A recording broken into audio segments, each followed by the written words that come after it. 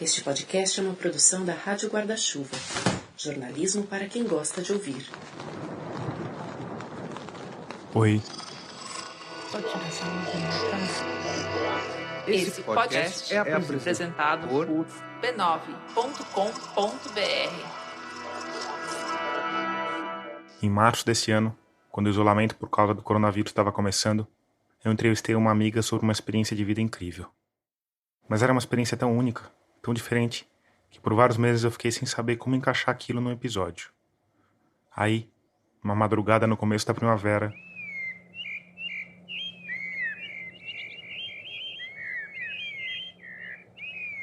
eu levantei, olhei pela janela, noite fechada, nem sinal da aurora.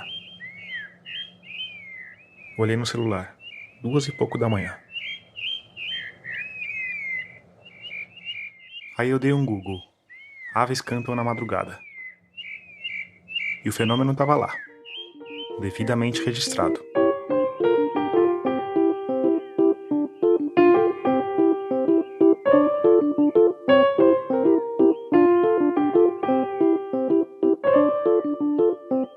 Uma enxurrada de reportagens falando sobre como o sabiá laranjeira, um dos passarinhos mais comuns da cidade de São Paulo, estava cantando cada vez mais cedo.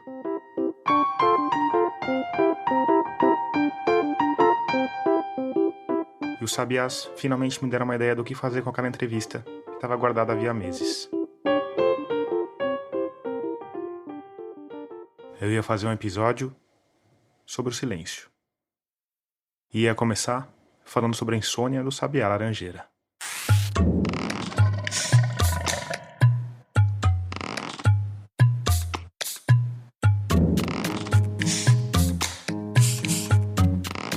Eu sou Tomás Chiaverini e o 38º episódio de Escafandro já começou. Nele, eu vou falar sobre sabiás estranhamente urbanos, sobre a misteriosa cultura das baleias, sobre peixes cantores, camarões explosivos e sobre como uma pessoa reage à experiência de passar 10 dias em silêncio.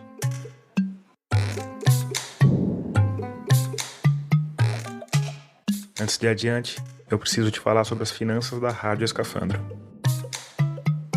Como você provavelmente já sabe, esse podcast exige dedicação integral. E hoje, a única renda do projeto vem de uma parte dos ouvintes que colaboram mensalmente por meio de uma campanha de financiamento coletivo. A campanha está no ar há pouco mais de um ano e a boa notícia é que ela tem crescido. A má notícia é que tudo que é arrecadado ainda não é suficiente para pagar os custos do projeto.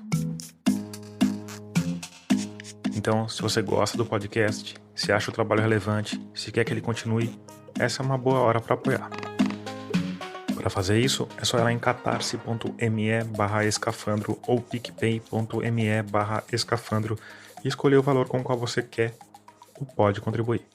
E se você já está entre os humanos luminosos que ajudam a manter nossos mergulhos quinzenais, fica aqui o meu muito obrigado.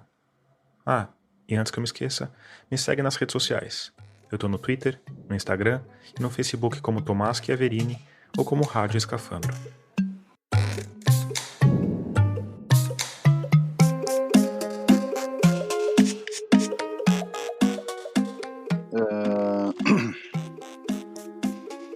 Bom, eu sou Guto Carvalho. O Guto é desses caras que é difícil de colocar numa caixinha profissional. Eu estudei física, depois eu estudei pedagogia, depois eu fui trabalhar com cinema. A curiosidade é que me move desde sempre, assim. Mas o que você precisa saber é que eu fui falar com o Guto Carvalho porque ele organizava um evento sobre ornitologia chamado Avistar. Esse encontro chegava a reunir milhares de pessoas para falar sobre passarinhos e natureza em plena cidade de São Paulo, no Parque Vila Lobos.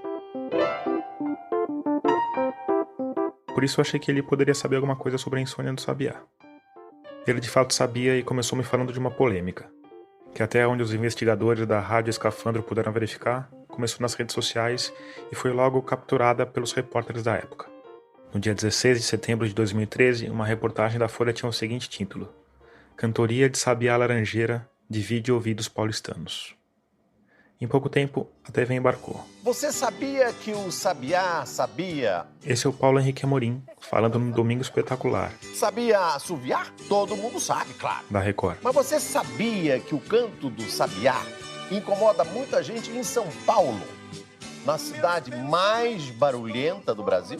A coisa toda, como era de se esperar, não caiu muito bem entre os passarinheiros. Como assim? Você vem falar do som do sabiá, né? Numa cidade onde o desrespeito ao silêncio é uma coisa tão brutal. Você está de sacanagem comigo, você está falando mal do sabiá, né? Diante disso, A gente chegou a fazer umas coisas assim de intervenção urbana bem maluca. Eu mesmo paguei para um moleque, o funkeiro que mora na frente da minha casa, que tinha um carro desses com som de competição. dei quinhentão pro cara, peguei um monte de som de sabiá gravado e falei, ó, bicho, é o seguinte, toca esse troço aqui, tira o funk. O cara ficou feliz da vida. Se ele tocou, o quanto ele tocou, quando ele saía perto de casa, ele tocava que eu via. Agora, se lá na frente ele botava a Anitta, sei lá. Esse cara, ele te deu algum retorno de como que as pessoas reagiam quando ele passava com o carro tocando sabiá? Na verdade, era bem meio de madrugada, assim, não chegou a comentar, não. Mas as pessoas lá na rua me conheciam, porque quando você é passarinheiro, quando você gosta de passarinho, eu sempre ia brigar se os caras vinham cortar a árvore e tal, né? Então é meio maluco dos passarinhos, né? Os povos sempre conhecem. Mas, enfim, eu perguntei pro Guto Carvalho por que, afinal, os sabiás estão cantando cada vez mais cedo na cidade de São Paulo. Cara, eu não sou a pessoa correta para te dar essa resposta. Eu não sei. Eu sou um observador. O que eu posso te afirmar é que aqui no mato eles não cantam tão cedo. Desde que a pandemia começou, o Guto está isolado num sítio na Serra do Japi, no interior de São Paulo. Aí eles cantam na aurora mesmo? É, na aurora mesmo. O Guto não soube me dizer por que isso acontecia, mas soube me apontar o caminho. Eu sou bióloga. Marta Argel. Eu tenho um doutorado em ecologia pela Unicamp. Observo aves desde que eu era adolescente. Dei aula em algumas universidades privadas. Chegou um momento da minha vida que eu larguei tudo e fui ser escritora. Tenho 3 romances de vampiros. Dessa fase vampiresca, a Marta Argel destacou 2 obras. Uma antologia crítica chamada O Vampiro Antes de Drácula e o romance O Vampiro da Mata Atlântica. Depois disso, eu passei a trabalhar como tradutora. Em 2013, quando o Guto pagou o vizinho para sair espalhando o canto do sabiá pela cidade, a Marta também se engajou nessa grande instalação sonora. E eu acabei indo de madrugada para a sacada, né, e tocando o canto de sabiá. Foi uma ação interessante, curiosa, uma ação política, mas eu não sei se teve algum desenrolar. E aqui vale um adendo. Apesar de ter causado toda essa comoção, Essa questão da reclamação com o canto do sabiá, eu acho que é muito rara. por outro lado, Em casa eu tenho um que reclama do canto do sabiá. O meu marido, ele reclama. Mas não posso ser injusta porque ele reclama de qualquer som, não é parâmetro. os seus vizinhos reagiram de alguma forma? Não, porque quando você toca uma gravação é indistinguível do que já tem. O cara só deve ter virado no travesseiro, maldito sabiá, hoje ele tá alto demais. Nossa, mas hoje...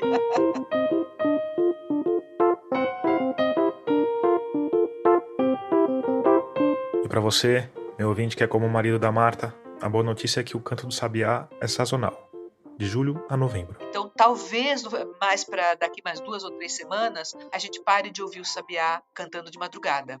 Provavelmente na segunda ninhada, que a primeira ninhada já saiu agora, né? Você já tem muitos filhotinhos por aí. Então, como um dos objetivos do canto do sabiá é ele proclamar que ele está ali e estabelecer o território dele, a partir do momento em que todos os territórios já estão estabelecidos e a reprodução já está bem em andamento, ele para de gastar a energia dele no canto e aí a energia dele vai ser direcionada para a defesa do território, para se alimentar, para começar a se preparar daqui a alguns meses já para o inverno, enfim. Seu marido vai dormir melhor. Ele dorme bem, ele liga o ventilador barulhento que ele tem aqui, ele dorme que nem um bebê.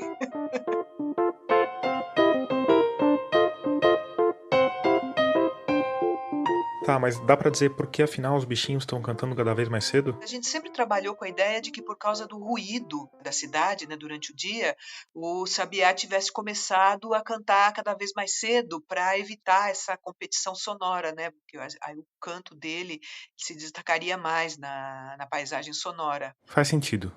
E aí, mistério solucionado, fim do episódio, a gente se vê daqui a 15 dias?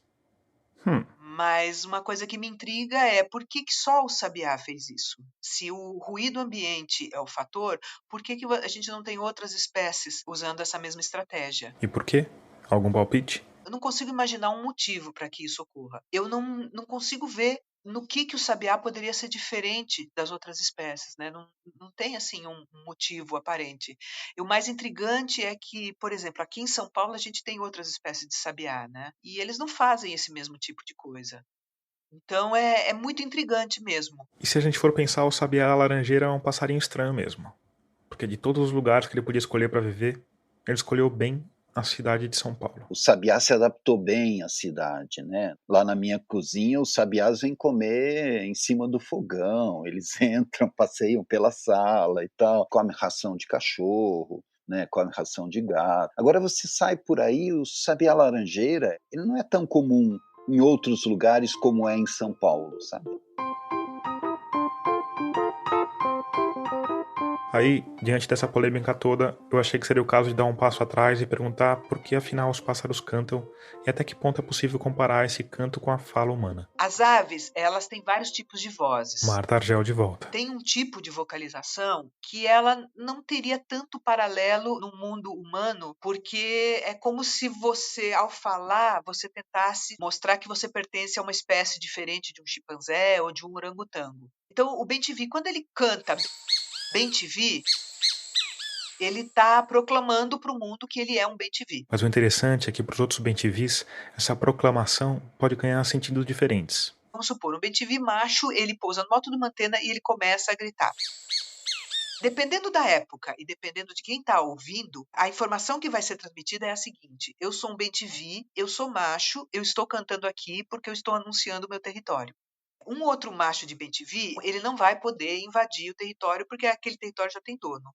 Mas se esse bem-te-vi que está cantando, ele estiver fora do território dele, e um outro macho escutar, o macho que é dono do território, ele vai pensar: opa, tem um bem-te-vi macho cantando no meu território, eu tenho que ir lá e tenho que expulsar ele. Se esse bem-te-vi ele está no começo da estação reprodutiva, ele está cantando dentro do território dele, e uma fêmea ouve, e essa fêmea está atrás de um parceiro, ela pode pensar: estou ouvindo um bem-te-vi macho cantando, vou ver se ele está no território dele, e quem sabe eu encontro meu parceiro. Essa diversidade de interpretações é bem visível em experimentos de campo em que o canto dos pássaros é reproduzido por um alto-falante. Dependendo das circunstâncias, a reação daquela ave pode ser se aproximar, opa, tem um intruso na minha área, vou lá ver quem que é e eu vou ter que expulsar.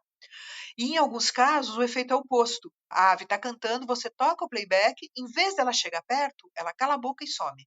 Então, o que se interpreta é que essa ave, talvez ela estivesse cantando numa área que não é o território dela. Aí tem outras vocalizações, o que se assemelha mais à linguagem humana, que são o que a gente chama de chamados. Por exemplo, o tico-tico. O tico-tico ele tem uma vocalização enquanto ele está andando pelo chão e ele vai ciscando e procurando a comida dele, ele dá um cantinho.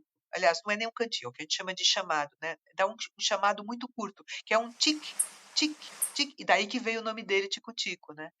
E esse chamado, ele é um chamado de contato. Por exemplo, você tem um macho e uma fêmea se alimentando no chão, no meio da folhagem, e eles não estão se vendo, mas eles mantêm o contato com esse chamadinho.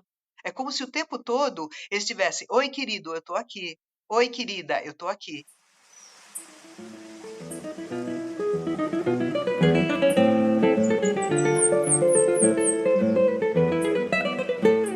Isso dá o que pensar, porque você provavelmente não repara, mas enquanto a gente zanza pelo mundo, falando uns com os outros, escutando uns aos outros nos fones de ouvido, tem toda uma bicharada falando lá fora, nas mais diferentes línguas, sotaques e dialetos. Se você achou que sotaque e dialeto é exagero, existe um componente nos cantos das aves, principalmente essas que têm o canto mais elaborado, que é um componente aprendido com o que ela ouve enquanto ela é jovenzinha. As aves têm o que a gente chama de sotaque. Aves de diferentes regiões, elas vão ter uma variação no canto. Olha só, esse é um sabiá laranjeira paulistano da gema. E esse é um sabiá laranjeira carioca.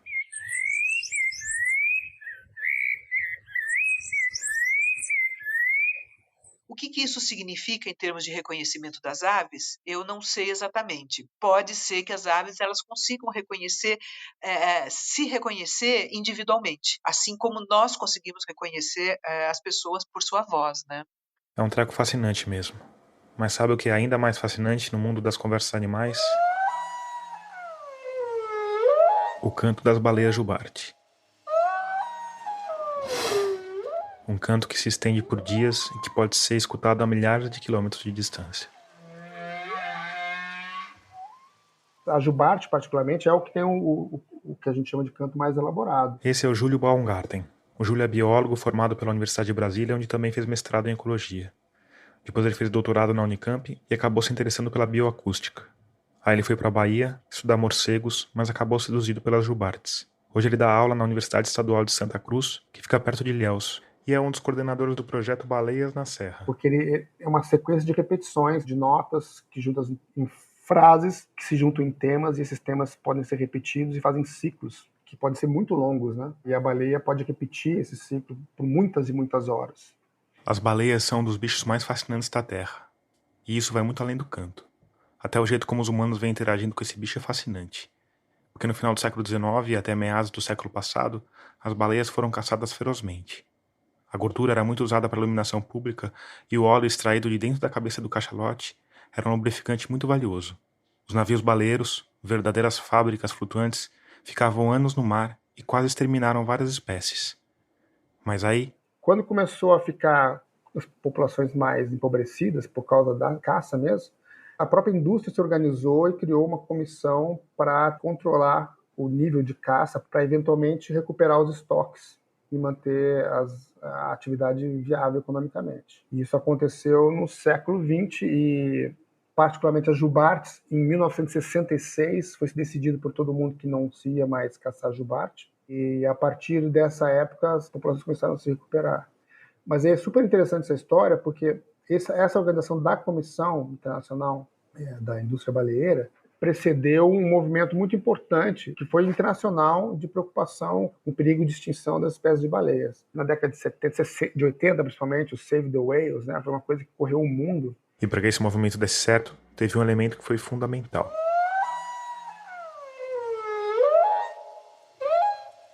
Quando teve a primeira descrição do canto das jubartes, aquilo comoveu muita gente, né? A nossa empatia tem muito a ver com algum tipo de identificação, né? Então, esse negócio do canto foi um sucesso incrível, né? As pessoas começaram a ficar muito entusiasmadas e muito apaixonadas pelas baleias, que são bichos incríveis, né? São bichos enormes. Quem vem para o mar e vê uma baleia perto de um barco, num passeio, não vai esquecer nunca. E o resultado de tudo isso para as baleias? Talvez a nossa população aqui do Atlântico Sul tenha chegado a perto de 500 indivíduos, e hoje ela está na escala dos 20 mil, que já está próximo do que se acredita que foi a época pré-caça, né?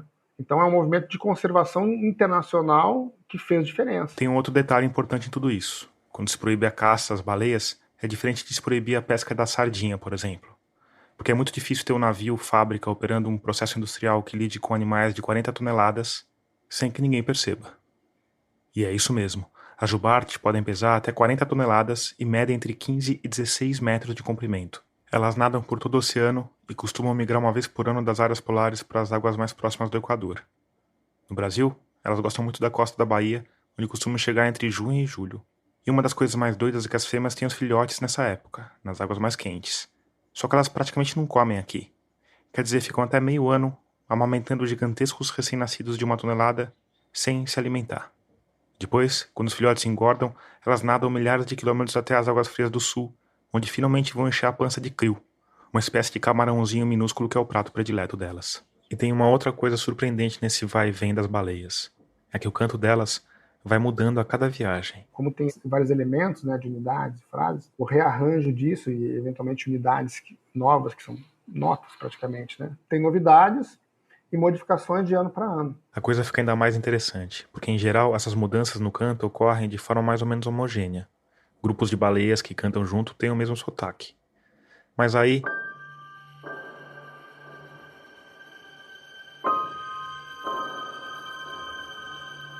um grupo de cientistas começou a gravar baleias da costa leste da Austrália. Eles gravaram mais de 1000 horas entre os anos de 1995 e 1998. Eles perceberam uma mudança lenta e gradual no canto, o que era de se esperar. Mas aí, algo diferente aconteceu. Em 1995 e 1996, eles identificaram 2 baleias que cantavam de um jeito diferente, com um sotaque da outra costa da Austrália.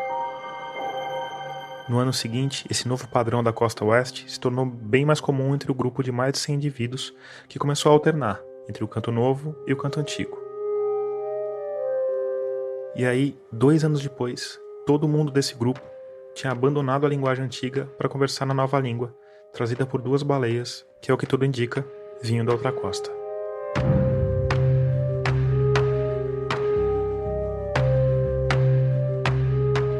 O que é interessante é saber por que as outras repetiram. Porque os caras estão cantando, mais ou menos todos cantam a mesma canção. Aí aparece uma mudança e quem está aprendendo pode incorporar talvez um elemento novo, ter algum significado que nós não identificamos, por exemplo, uma nova experiência que o bicho passou, não sei. O que foi interessante nesse caso é que foi muito rápida a incorporação dos elementos de canto de uma população em outra. Por que eles fizeram isso? Substituíram coisas do próprio canto por uma novidade? Leva a muita especulação. Porque a novidade, será? Aquilo tem alguma informação? Simplesmente o diferente é mais interessante para atrair as fêmeas? Essas coisas tudo a gente especula, né? Não sei por que é. Provavelmente trouxe alguma melhora na sobrevivência ali, né? Não necessariamente, né? Por exemplo, a ideia de sexualmente o diferente ser atrativo tem um fundo que é premiar o aumento de variabilidade de uma espécie.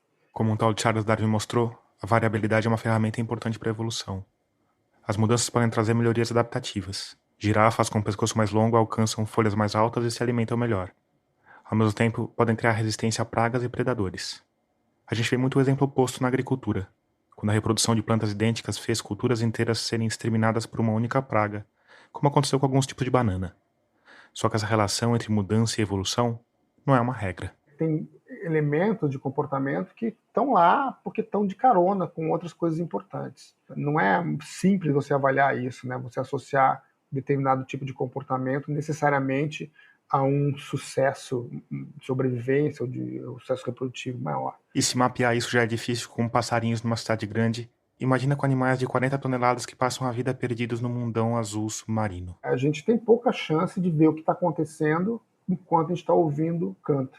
Então é mais difícil e demora-se muito mais para entender. Então, a gente acredita que está ligado a comportamento de corte, né? Mas isso é mais difícil de você demonstrar para Gilbartes. Quer dizer, a gente não faz ideia, não dá nem para especular sobre por que as baleias... Especular a gente sempre faz, Tomás. É o que a gente mais gosta de fazer, especular. Mas é isso que eu quero especulações. Porque, veja, tem muitas coisas que podem estar acontecendo. Esses bichos podem estar fazendo coisas muito mais interessantes do que a gente imagina, né? Nessa hora eu já estava imaginando as baleias construindo impérios secretos no fundo do mar.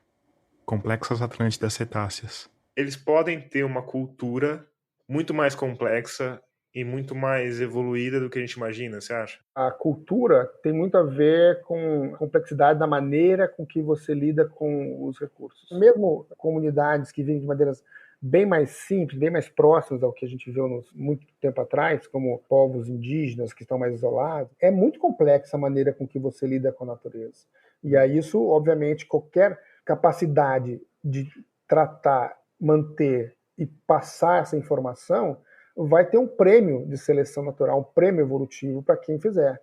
Então é fácil você imaginar a evolução de comunicação e da cultura quando a maneira com que você lida com o ambiente é muito complexa. Você troca informações que têm a ver com a sua capacidade de lidar com o mundo, com os recursos naturais. É um pouco diferente que esses bichos têm uma vida e uma maneira um pouco mais simples de lidar com os recursos naturais. Eles têm problemas, né? Eles têm áreas que têm mais comida, áreas que têm menos, eles têm predadores. As fêmeas, quando estão criando os filhos, elas têm que lidar com os machos que estão incomodando ali, tentando acasalar, e ela está tentando poupar o filhote. Então são todas situações que envolvem, talvez sejam melhoradas com informação. Mas se os bichos estão passando ou não, a gente está bastante longe de poder dizer isso, né? Eu acho possível. Você acha que as baleias combinaram de atacar o barco do... Em 1820, o navio baleeiro americano Essex naufragou depois de ser golpeado várias vezes por um cachalote. A história virou livro-reportagem, filme e inspirou um dos meus romances prediletos, Moby Dick, do Herman Melville. A caça organizada, que você tem papéis diferentes de um ataque, isso existe na natureza em vários grupos. No cetáceo você vê as orcas, como fazem aproximações absolutamente elaboradas em que um bicho tem um papel completamente diferente de outro. para até levantar gelo e tirar foca, elas trabalham em cooperação. A cooperação exige um nível de comunicação, né? Agora, a complexidade da comunicação é muito difícil de você avaliar sem entender, né? Pô, esses bichos inteligentes como golfinhos, né? Mesma espécie em lugares diferentes, usam técnicas completamente diferentes de pescaria. Isso é cultura também, né?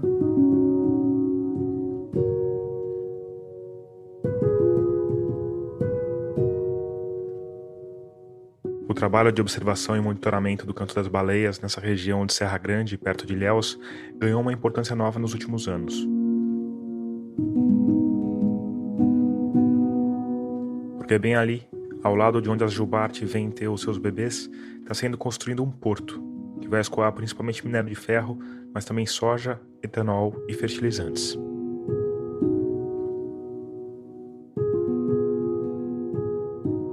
Aqui a gente tem uma praia aberta, né? A gente não tem enseada. Além disso, cai muito devagar a profundidade. Então vai ser um porto diferente. Uma grande ponte perpendicular à costa vai levar o minério algo como 3 km mar adentro. Que é onde os navios vão encostar. E na frente dessa área que os navios vão encostar, vai ser construído um grande quebra-mar, que é como uma ilha.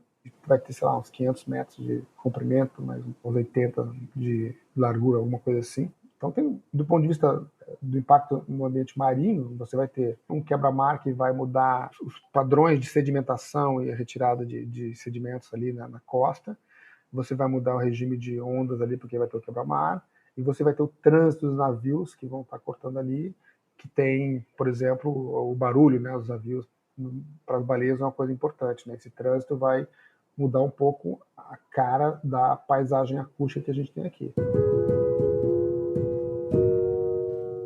É bem provável que o barulho dos navios altere o hábito das baleias. Mas para saber como isso pode acontecer, é preciso antes saber que paisagem acústica é essa.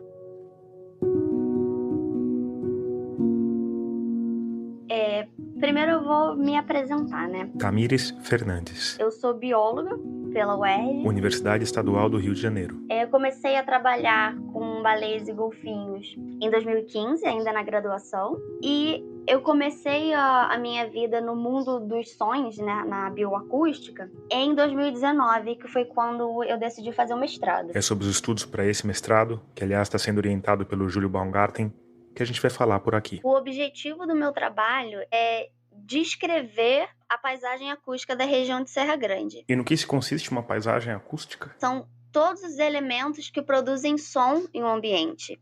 Os sons produzidos pelos animais, por fenômenos naturais, como o vento, a chuva. E os sons produzidos pelo homem também e pelas atividades antrópicas. E aí entra essa questão de navio, atividades de exploração de petróleo, falando no caso do ambiente marinho, que é o meu trabalho. E como se registra uma paisagem acústica submarina? A gente pegou hidrofones, microfones para gravar embaixo d'água. Atraca no fundo do mar e eles ficam gravando continuamente de forma independente. Quanto tempo que eles ficam embaixo d'água, Tamires? A gente atracou em junho e recolheu em outubro. 4 meses. Isso. Ele ficou gravando ininterruptamente esse tempo todo? Sim, gravando 24 horas por dia. E aí você pega isso e fica escutando centenas e centenas de horas de gravações do fundo do mar, é isso? Não exatamente. O meu trabalho ele tem 2 objetivos. O primeiro é fazer o que a gente chama de baseline, que é descrever todos os sons que existem por ali antes da implementação do porto. Um segundo objetivo do meu trabalho é justamente arranjar ferramentas que possam monitorar o ambiente de forma efetiva, porque é humanamente impossível eu colocar um fone e escutar tantas horas de gravações por dia.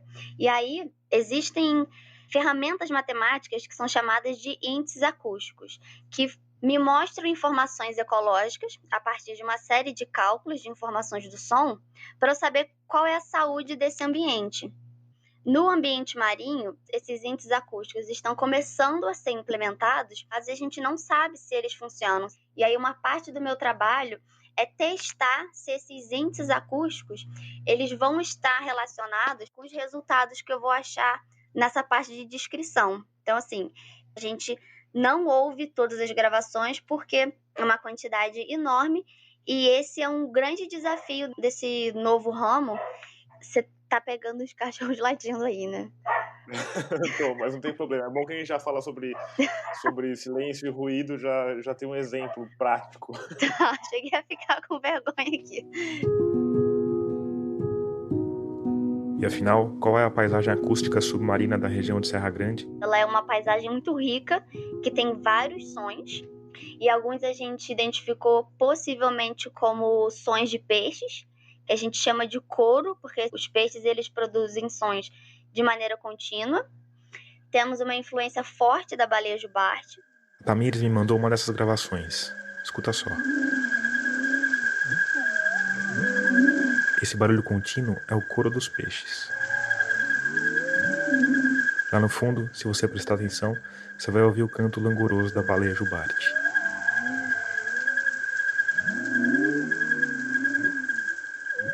E aí, você sabia que peixe falava? Tanto os peixes quanto os crustáceos, os camarões, as lagostas, eles produzem sons intencionais ou não intencionais. Os intencionais são, por exemplo, para corte, para reprodução, né? Ou para o animal defender o território dele. E no ambiente marinho, o som ele tem um papel mais forte ainda, porque a luz está muito limitada embaixo da água. O olfato também é extremamente limitado. O tato talvez não seria a melhor opção também de comunicação. Em compensação, os sons viajam a grandes distâncias. Então, vários grupos animais desenvolveram a comunicação acústica. E o crustáceo? Como que um crustáceo se comunica? Tem duas formas. Uma é o que a gente chama de estridulação, que eles movimentam a carapaça, que vai produzir um som. Isso a gente tá falando de que bicho? Camarão e lagosta também faz isso. No caso do camarão pistola, eu acho uma coisa muito interessante, porque ele tem aquela garra dele, sabe? Sim. E aí ele fecha a garra, e aí nisso que ele fecha, gera uma bolha de ar dentro da garra dele. E aí essa bolha estoura muito rapidamente e gera um som com uma amplitude absurda. Equivale ao barulho de um tiro de arma de fogo. Você tá brincando? Sério? Não tô brincando. É extremamente interessante, sim. Esse camarãozinho malandro consegue emitir 210 decibéis estalando as patas. Mais do que um tiro de revólver, que gera cerca de 150 decibéis.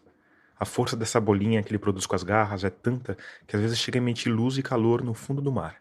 E o camarão usa isso para caçar, nocauteando outros bichos. Inclusive o nome dele, além de camarão pistola, por conta disso, ou camarão de estalo, por conta desses barulhos. Eu achava que ele chamava camarão pistola porque ele era grande. Pode ser que seja porque esteja grande, mas é por conta dessa relação também com o número de decibéis, sim. Escuta só a barulheira feita por um grupo de camarões pistola, ou camarões de estalo, se você preferir.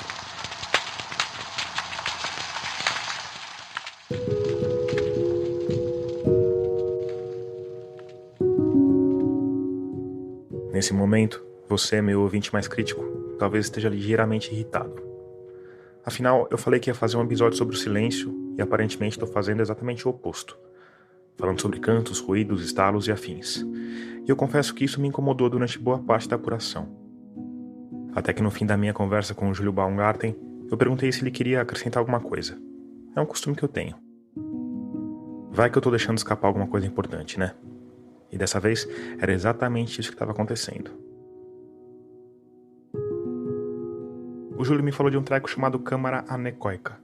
Isso foi meio que a chave para todo o episódio. Eles fazem uma câmera em que, basicamente, todas as alas que existem competem para dizer que é o lugar mais silencioso do mundo. Porque, basicamente, não tem nenhum eco. Então, se você se fecha ali dentro, o único som que tiver é o que você produzir. Chama-se câmara anecoica porque não tem eco. E os caras que trabalham com isso dizem que as pessoas ficam piradas se ficam lá muito tempo, por causa do silêncio absoluto. Porque você está num lugar, você espera ter um certo nível de reverberação, de eco. Esse é o normal. Se você está num lugar que não tem isso, que não volta nenhum som que você faz, é uma situação estranha, né? Eu fui lá, é uma coisa de maluco. Essa câmara que o Júlio visitou ficava na Universidade de Salford, na Inglaterra. Umas paredes cheias de espumas e coisas que quebram sons de alta e baixa frequência. Você pisa numa tela e lá embaixo vai ter essas espumas também para baixo. E aí você fecha a porta e apaga a luz. É uma coisa muito doida. Você escuta o sangue passando nas suas orelhas, sabe? Você realmente consegue escutar o seu sangue passando nas veias, não é modo de dizer isso. Provavelmente o que a gente escuta é os vasos próximos ao ouvido, né? Mas você escuta. E você não tem esse som que faz parte do seu ambiente natural, que é os pequenos ecos, né? Você nem escuta de verdade, né? Mas está ali. O seu cérebro está processando. Tem gente que estuda esse estresse nas camas anecoicas, né? Tem gente que diz que não consegue ficar mais de tanto tempo, né? E isso me fez pensar muito sobre essa história do que o silêncio significa, né? Porque a gente tem essa ideia de silêncio, eu vou para um lugar silencioso, ficar calmo. Mas o que faz te deixar calmo, na verdade, é você saber quais estímulos estão ali, ter o domínio da informação, não ter surpresas, né? Silêncio absoluto também te deixa tenso, porque você acha que perde a capacidade de saber o que está acontecendo, sabe?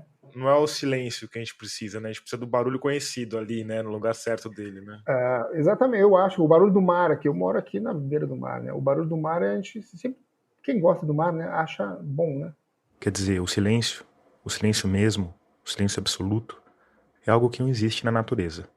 Conscientemente ou não, a gente está o tempo inteiro recebendo informações sonoras, processando essas informações e reagindo a elas. A gente tem alguns lugares que tem uma cara acústica e a gente não se dá conta disso. Boteco que você vai em São Paulo lá, que tem o mesmo tipo de ruído sempre. O formato das salas, das mesas, o barulho de talher ou não. Você chega lá e uma parte você reconhece aquele barulhinho lá, né? E eu acho que a fase acústica dos bichos é meio assim também. Por exemplo, um bicho que vai para uma floresta, ele tem lá vários elementos para ver se aquela floresta é adequada para ele. O que ele vê, a cara da floresta, os cheiros da floresta, e eu acho que os sons da floresta. E tudo isso é que vai fazer ele se sentir em casa, né? A frequência que aparece os coros dos camarões, dos peixes, talvez as baleias identifiquem, né? Talvez ela saiba quando... cheguei. Talvez, né? Talvez esses bichos utilizem esses sons para ter certeza que estão no lugar certo. E talvez o tráfego diário de navios mude essa cara para sempre. E talvez as baleias deixem de reconhecer aquele lugar como pertencente a elas. Eu acho que o risco maior é as baleias passarem a não gostar muito da nossa costa aqui e nos visitarem menos. O trabalho da Tamires é bem importante nesse sentido, porque ele vai medir o antes e o depois, vai dizer o que muda nos sons e talvez pensando de forma um pouco otimista, ele possa até mudar a maneira como a operação do porto vai ser estruturada. Isso já foi feito em alguns lugares, né, de você definir rotas que mitigam, né, ou diminuem o impacto. Isso é uma coisa que é possível fazer quando você tiver certeza de que há uma rota ou há um procedimento que claramente tem mais chance de ser compatível com o uso pelos animais, né? Se existe o caminho e você identifica que existe, eu acho que é possível vender essa ideia e eu não vejo por que os empreendedores não queiram aceitar ou colaborar com isso, porque hoje em dia as empresas todas têm uma preocupação por, na venda do seu produto, de mostrar essa postura, né?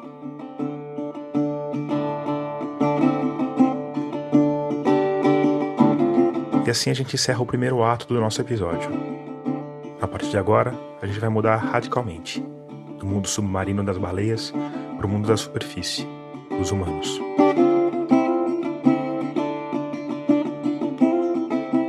Para começar, eu quero que você imagine um sítio no município de Miguel Pereira, numa região serrana do Rio de Janeiro.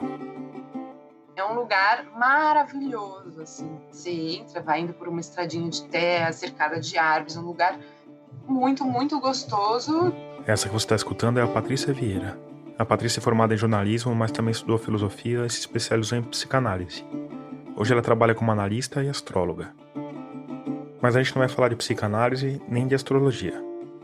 A gente vai falar de uma experiência de vida da Patrícia que começou desse jeito. Você estaciona o carro, desce, descarrega suas coisas e você chega na casa principal. Uma casa com uma varanda em que já tem ali uma movimentação dos organizadores, que são voluntários. As pessoas que trabalham ali não ganham nada. E as pessoas que participam também não pagam nada. Mas, fora isso, esse começo tem a cara comum de qualquer check-in em qualquer hotel ou pousada do interior. Todo mundo descarregando os carros e preenchendo fichas de admissão com malas a tiracolo.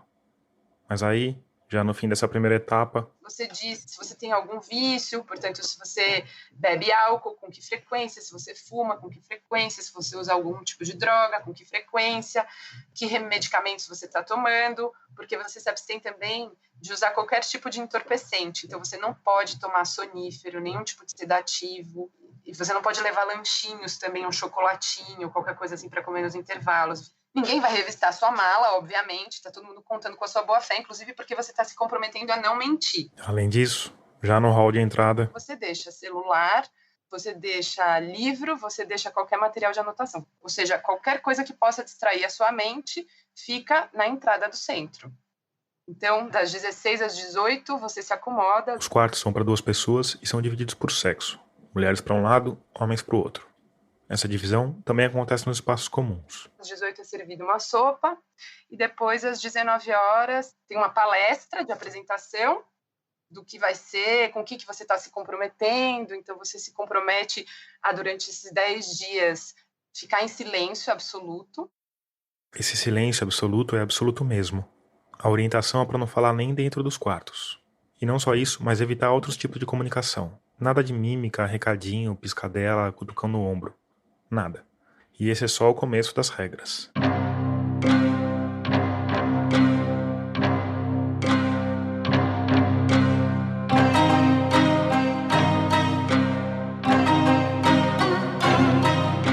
Quem se inscreve no curso se compromete a não matar nada, Ou seja, nem pernilongos que eventualmente aparecerem. a não praticar sexo, nenhum tipo de sexo, Ou seja, você não vai poder se masturbar, e o que mais? a não roubar. Não mentir Tá fácil, porque você não tá falando, né? e É isso.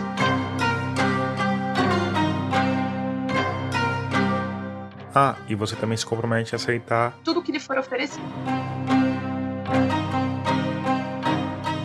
Então, começa o curso dessa maneira. Você tem a palestra, tem a primeira meditação. Às 9 horas tá todo mundo na cama. aí. Às 4 da manhã toca o sino. Todo mundo desperta. E para que esse povo acorda tão cedo? Para fazer o que eles fariam por quase todo o tempo nos 10 dias seguintes. Meditar.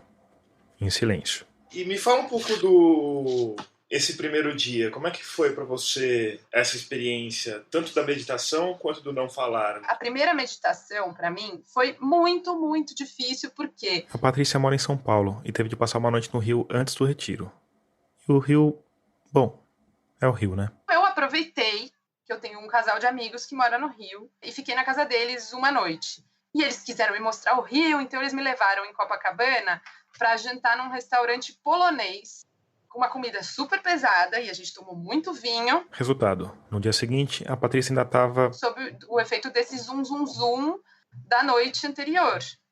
E é o zum, zum, zum justamente que é a dificuldade, porque quando eu sentei para meditar, logo no dia 0, na meditação depois da palestra, foi muito difícil porque eu não conseguia me concentrar, eu não achava a posição, então qualquer posição começava a doer, eu fiquei ansiosa, eu pensei que eu não ia conseguir, eu comecei a pensar, puta, o que eu tô fazendo aqui? Acho que amanhã de manhã eu vou embora. A minha ideia no primeiro dia é, amanhã eu vou acordar e vou embora, eu não tô preparada, eu viajei, não é para mim isso. Foi uma hora que durou, assim, sei lá, umas 10 horas pra mim. Aí fui dormir, capotei, porque nessa meditação eu pesquei várias vezes, que eu tava com muito sono. Daí, 4 da manhã, quando tocou o sino, eu falei, nossa, o que é isso? Às 4 da manhã eu não vou levantar daqui nem a pau.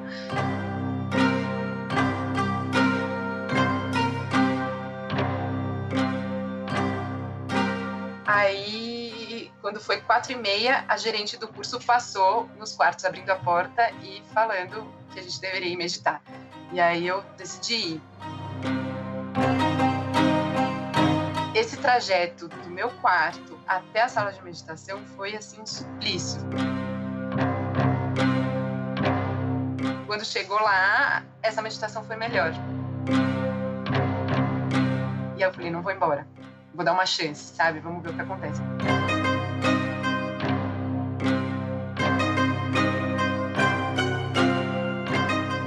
E o que acontece? Os 4 primeiros dias, você vai praticar Anapana. Que é basicamente... Prestar atenção, toda a atenção que você pode na sua respiração. Em todos os detalhes da sua respiração.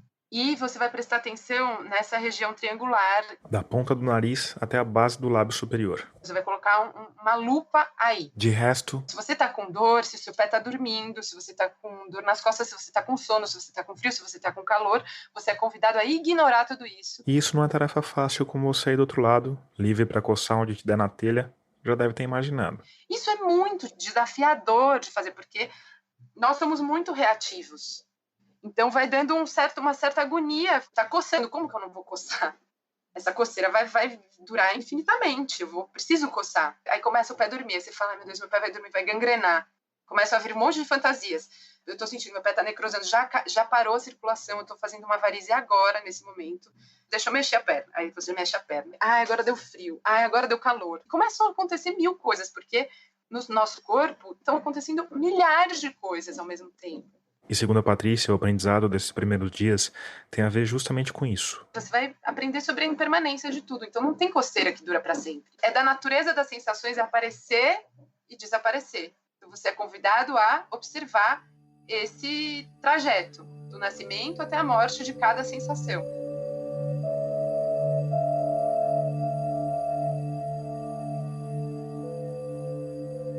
Então é um aprendizado duro, assim, nesses 4 dias. São 4 dias infernais. E depois você percebe que para todo mundo são os 4 dias infernais. Porque você chegou da cidade com a sua mente que nem um macaco. A nossa mente é um macaco que fica pulando de galho em galho o tempo inteiro. Então, esse zoom, zoom, zoom interno é que vai ser silenciado quando você senta para meditar.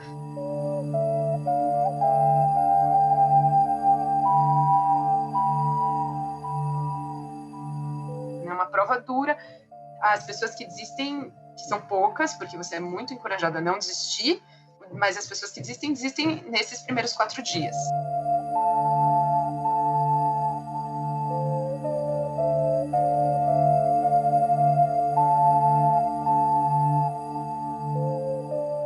Sentar em silêncio, focando na respiração por longos períodos de tempo, é a principal ferramenta para aquietar esse macaco da mente.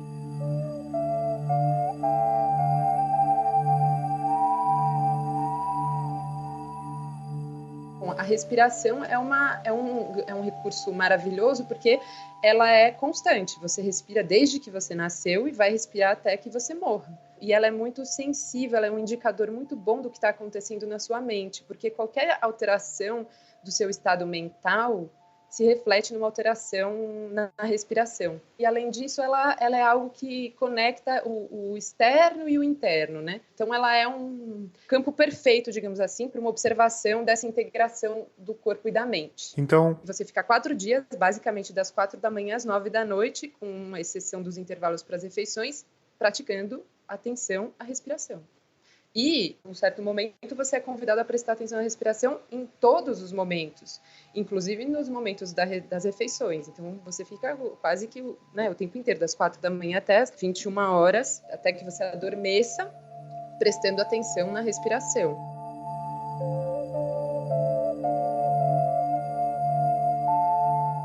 Como a gente já disse, a atenção à respiração é a principal ferramenta para aquietar a mente, mas não é a única. Tudo no retiro é feito para reduzir os estímulos. A comida, por exemplo, vegetariana, afinal não se pode matar nenhum ser vivo, não é das mais saborosas. Então a ideia é que você não se distraia também com a comida. Então é tudo bem simples assim. Arroz integral, uns legumes refogados, alguma leguminosa, né, feijão ou grão de bico, etc. Bastante salada. E uma sobremesa, pequena, e só uma, única, com direito a bilhetinho. Apenas um por pessoa. A frugalidade é outra característica das refeições. Depois do almoço, os alunos só comem mais uma vez, num chá, servido às 5 da tarde. Quer dizer, alguns comem. Para as pessoas que estão fazendo o curso pela primeira vez, esse curso de 10 dias, a hora do chá consiste em leite e 2 frutas. E para quem já fez uma vez, às 5 da tarde tem suco de limão. E é isso. No primeiro retiro que eu fiz, eu sentia muito, muito, muito sono. A Patrícia fez 3 retiros desse tipo. Porque meditar, você conseguir concentrar a mente, é muito mais cansativo do que correr, do que levantar peso, do que passar o dia trabalhando. Então, todos os intervalos, eu ia pro quarto e dormia profundamente, assim. Tinha altos sonhos, assim, parecia que eu tava, sabe, sacudindo a cabeça e saindo areias ancestrais no meu ouvido, assim.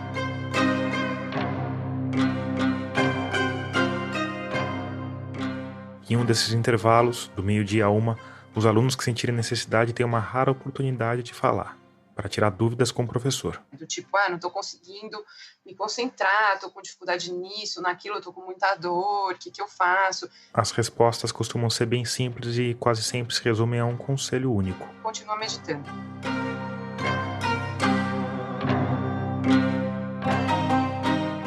Além disso, às 7 da noite, todos os dias, todo mundo se junta para ouvir uma gravação do Satya Goenka, o hindu nascido na Birmânia, que foi o maior responsável pelo espalhamento desse tipo de meditação, chamado Vipassana. Que retoma o sentido de a gente estar lá, o que aconteceu nesse dia, ele fala das dificuldades, porque é incrível como ele vai acompanhando, assim, você descobre que as suas dificuldades são as dificuldades de todo mundo. Porque acho que essa é uma das coisas que acontecem, sabe, no processo de meditação, assim, você fica tão introspectivo que você se abre para a condição humana. Então é universal, aquele sofrimento que você está vivendo, ele é universal. Então a palestra, ela toca a todos, né? Aí, mais meditação, outra oportunidade para fazer perguntas. Depois disso, todo mundo vai para o seu quarto dormir, escovar os dentes, e às 9h30 apagam todas as luzes. Essa rotina que eu resumi aqui acontece pelos primeiros 4 dias e é só o começo. Na metáfora usada no retiro, como se você estivesse afiando o bisturi com o qual você vai fazer essa cirurgia na mente. Então, um centro de meditação é um hospital para doentes mentais, que somos todos, basicamente, né? Porque somos ansiosos, porque somos compulsivos, porque somos obsessivos, porque somos raivosos. E tudo isso, na visão dos praticantes de Vipassana, gera sofrimento. Nessa perspectiva, a gente tem 2 grandes geradores de sofrimento: o apego e a aversão. O apego àquilo que é agradável, né, a mente, ficar apegada às sensações agradáveis, isso gera sofrimento porque as sensações agradáveis vão necessariamente acabar. Então, se você se apega, você vai sofrer. E a aversão às sensações ruins, desagradáveis, porque elas também vão desaparecer. Então, você não precisa sentir aversão a elas, você gasta uma energia muito grande, né, gerando aversão. Por isso que ao longo do curso, você vai conquistando um espaço interno para experimentar esse ir e vir das sensações com equanimidade, ou seja, com uma ausência de preferência. Você consegue observar o que está acontecendo como uma espécie de cientista observa, sem reagir com apego e sem reagir com aversão. Ou seja, o que gera sofrimento não é aquilo que te acontece, né? Não são as sensações que você experimenta, mas a sua reação a elas. Então, se você conseguir questionar a reação e mudar o seu padrão de reação, você vai saindo do sofrimento. Então, ao longo do curso, você vai ficando necessariamente mais em paz. Você experimenta, assim, uma pequena gotinha do que talvez se chame de nirvana, sabe? Mas nesse primeiro dia é um inferno. É simplesmente um inferno, porque você recebe essa proposta, você nunca fez isso e você ainda não desenvolveu recursos. Aí, finalmente, depois desses 4 dias afiando o bisturi, você vai, de fato, empreender essa cirurgia, que aí sim chama Vipassana. Vipassana significa ver as coisas como elas realmente são, que é o que você recebe como aprendizado no 5º dia. Isso é feito basicamente com uma ampliação da meditação. Em vez de prestar atenção só na respiração e naquele triangulinho entre a ponta do nariz e o lábio superior, você vai estender essa atenção para todo o corpo. Começa a prestar atenção no topo da cabeça. Um espaço assim de 1 polegar por 1 polegar. Presta atenção em tudo que acontece nesse espacinho. E aí você vai investigando pedacinho por pedacinho de todo o seu couro cabeludo, sem se apegar às sensações agradáveis e sem reagir com aversão àquilo que é desagradável. Depois que você investigou todo o couro cabeludo, você vai investigar a testa, todo o rosto, bem devagar, uma orelha. E, bom, você entendeu. Passa um dia, passa 2 dias, você é convidado, então, a penetrar ainda mais profundamente nesse universo das sensações. Então, você vai prestar atenção no contato do tecido com a sua pele, você vai prestar atenção no calor ou no frio, na temperatura do seu corpo, no contato de um pé com o outro, com as pernas que estão dobradas. Depois isso vai se sofisticando, né? E vão aparecer dores, necessariamente, que são chamadas de sankaras. E quando dói, você faz o quê? Mergulha na dor. Deixa eu entender como é que é essa dor. Bom, essa dor começa no final da coxa e vai até mais ou menos o meio da canela. E essa dor também tem uma determinada temperatura. E, nossa, eu estou percebendo que bem no centro dessa dor tem uma pequena vibração. Enfim, você vai prestando atenção e você vai vendo que a dor, ela é dinâmica, né? Aquela dor que parecia muito maciça a princípio, que te convidava a se mexer, a sair daquele estado para fugir da sensação, você percebe que ela é muito dinâmica e que a partir daquela dor vem pensamentos, vem lembranças. Você vai mergulhando na dor, você vai lembrando, vão vindo à tona memórias que muitas vezes são dolorosas. Nenhuma dor é só uma dor física. Aí, a dor que parecia muito maciça, ela passa. E isso é, assim, nossa, você é eternamente grata por ter vivido isso, assim. Entender que nenhuma coceira dura para sempre, mas não é entender racionalmente, porque racionalmente, acho que todo mundo sabe que é tudo impermanente, que nada dura para sempre, a gente sabe disso racionalmente, mas é uma coisa muito diferente você viver a experiência dentro da moldura do seu corpo, você conseguir acompanhar o aparecer e o desaparecer de uma dor muito grande ou de uma coceira muito intensa, você passa a saber com a carne. A gente vive num mundo em que a gente é convidado o tempo inteiro para fora, né? Para que você se exponha o tempo inteiro nas redes sociais. Nós somos muito verborrágicos e nós vivemos muito entretidos, né?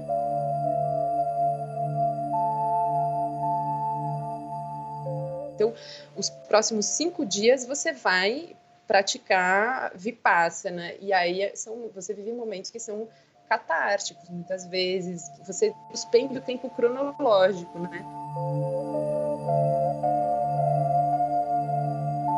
e aqui vale a pergunta: por que o silêncio? No fundo, o pensamento que vem embaixo dessa reação de estranhamento aos 10 dias em silêncio é assim, isso significa que eu vou ter que ficar 10 dias só comigo?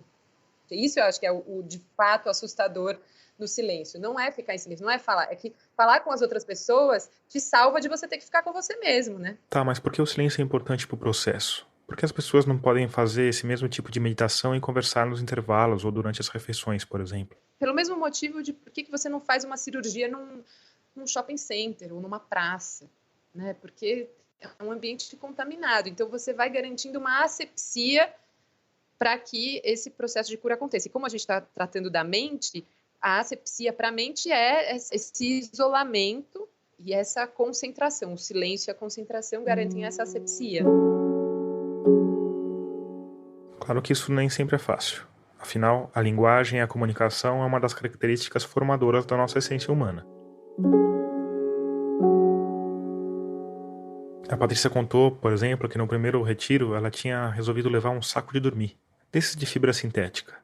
E aí, cada vez que ela se mexia à noite, ficava aquele barulho de saco de dormir. Tipo... E eu achava, ai meu Deus, eu tô irritando, pelo amor de Deus, eu tô irritando demais essa mulher.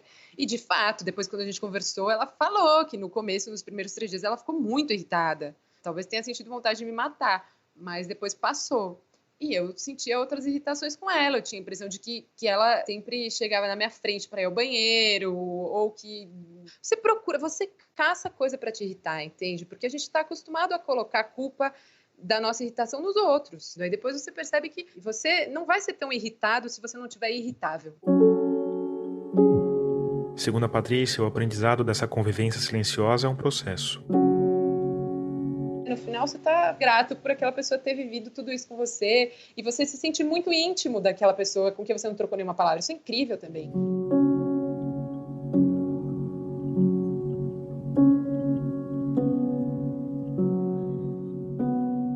Aí, no fim desse longo percurso, depois que você fez essa cirurgia muito profunda, que você entrou em contato com lembranças muito antigas, com processos geradores de sofrimento da sua mente muito arraigados, padrões de comportamento que geram sofrimento para você e para os seus próximos. Depois disso, você vai receber esse bálsamo, que é Metabhavana. A partir daí, a meditação, que era totalmente introvertida, passa a se voltar também para o mundo exterior. Porque você vai compartilhar com o universo um pouco do que você ganhou, do que você conquistou ao longo desses 9 dias anteriores. Então, você vai emanar amor, porque nessa altura já está todo mundo profundamente grato pelo que viveu, né? Eu fiquei um pouco confuso sobre essa história de emanar amor. Na prática você senta igual, você senta para meditar de olhos fechados, começa prestando atenção na respiração, expande para Vipassana, e aí você passa a vibrar Metta Bhavana, né? E aí você também é convidado a perdoar, né? Você também chega nesse lugar. Você medita com a intenção de perdoar todos aqueles que te fizeram mal, com ou sem intenção. E você também medita com a intenção de pedir perdão a todos aqueles a quem você eventualmente fez mal, com ou sem intenção. Aí, no fim do 10º dia, você volta a falar com as pessoas. Nesse momento, os homens e as mulheres continuam separados. E aí as pessoas contam das suas experiências, né? Contam o que viveram. O que às vezes pode ser um pouco estranho. Uma das mulheres virou para mim e perguntou: qual é o seu nome? E aí quando eu fui falar meu nome, eu tropecei no meu próprio nome. De tanto tempo que fazia que eu não falava Patrícia. Então essa foi a primeira coisa que eu falei. E aí eu comecei a prestar muita atenção. Eu fiquei prestando muita atenção no que eu falava, em como eu falava, no meu tom de voz. Então eu estava muito atenta ao que eu falava, como é que eu ia relatar a minha experiência e tal. E aí, na manhã do 11º dia, tem mais meditação, mas as pessoas já estão falando, então já é numa outra sintonia.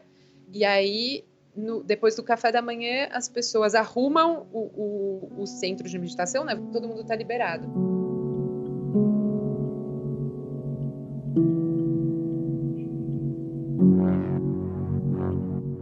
Quando eu penso nessa experiência da Patrícia Vieira, eu sou tomado por sentimentos contraditórios. Porque, por um lado, como alguém que vive mergulhado nesse burburinho sem fim, recebendo estímulos externos a cada minuto acordado, eu também sinto necessidade de aquietar a mente. Por outro lado, o caminho para chegar até aí me parece insuportável. Não só pelo esforço, mas também pelo meu ceticismo materialista que tende a descartar qualquer tipo de experiência esotérica. Em outras palavras, eu não sei se eu seria capaz de sentar de pernas cruzadas emanando amor.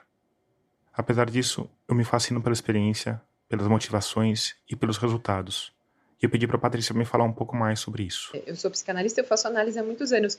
E a minha impressão é de que eu tinha vivido ali um atalho, sabe? Eu tinha chegado em lugares da minha psique, assim, de sofrimento, de uma maneira muito rápida e de uma maneira mais profunda até do que eu tinha chegado com a análise, eu sinto. Então, por exemplo, nesse momento apareceram muitas dores que estavam ligadas à minha relação com meu pai, que era alguém com quem eu vivia uma relação de muito distanciamento, que eu descobri que eu tinha muita raiva, que eu me sentia muito magoada, assim, eu descobri o quanto que eu era responsável também por aquela situação. Então eu elaborei muitas coisas relacionadas a isso, e a partir disso um desdobramento de uma certa insatisfação constante que eu carregava com relação a todas as figuras masculinas da minha vida. E eu posso dizer que eu me libertei disso. A minha relação com meu pai se transformou radicalmente, a ponto de hoje o meu pai ser uma das figuras mais presentes na minha vida. É ele quem cuida do Joaquim, é ele quem cuida do meu filho. Ele é a pessoa que fica com o Joaquim quando eu saio para trabalhar. E ele é muito amoroso. Ele se abriu também para acessar um lado amoroso dele que eu acho que ele não acessava fazia muito tempo. E acho que tirei muito entulho, assim, que impedia essa conexão. Antes de terminar, eu quero te convidar a escutar os outros selos da Rádio Guarda-Chuva, nosso coletivo de podcasts feitos por jornalistas. A gente tem o Budejo, o podcast que traz o Cariri para os seus ouvidos, o Finitude, que fala sobre morte, luto e cuidados paliativos, o Giro Latino, que traz notícias da América Latina, o Põe na Estante, que é um clube do livro no formato de podcast, e o Vida de Jornalista, que discutimos os bastidores do jornalismo.